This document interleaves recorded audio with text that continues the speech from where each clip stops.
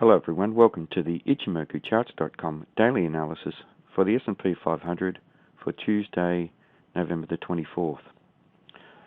Well, a very small body candle today, and that denotes that neither side have made any bullish nor bearish progress on the day between the open and the close. We can see though that we have a long shadow on the bottom of the candle, and that represents buying coming in as the market tried to trade down below the Tenkan-sen, which is the green line. The Tenkan-sen is pointing sideways, it's flat, and that represents the lack of momentum in the very short time frame.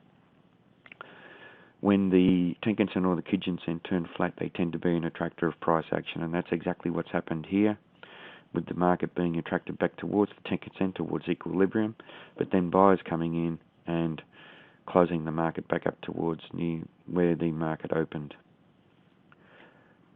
Interestingly, the market failed to close up above the level of resistance that we identified within this region of 1100, which had extended to 1106, and the markets failed to close up above there.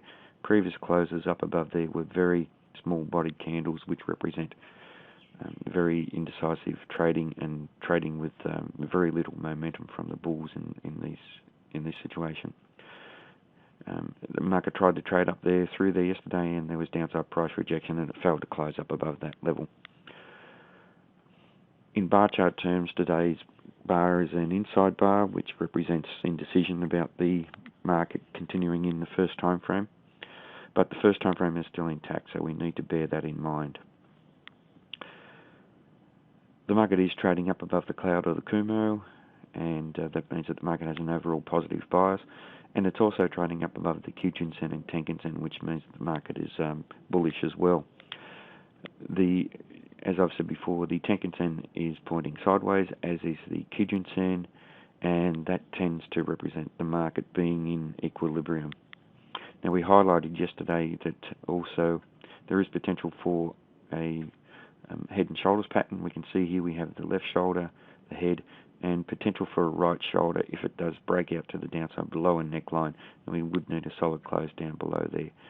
The target would be the distance between the top of the head and the neckline projected down from the breakout, and that would take the market trading down to within the cloud, which is an area of support. So we know that there is a lot of support down below this market.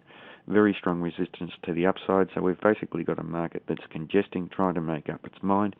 We know that markets move from congestion phases to trending phases, or from equilibrium to disequilibrium, and the market is in equilibrium at the moment, and it will eventually move to disequilibrium, so we need to be prepared for a breakout.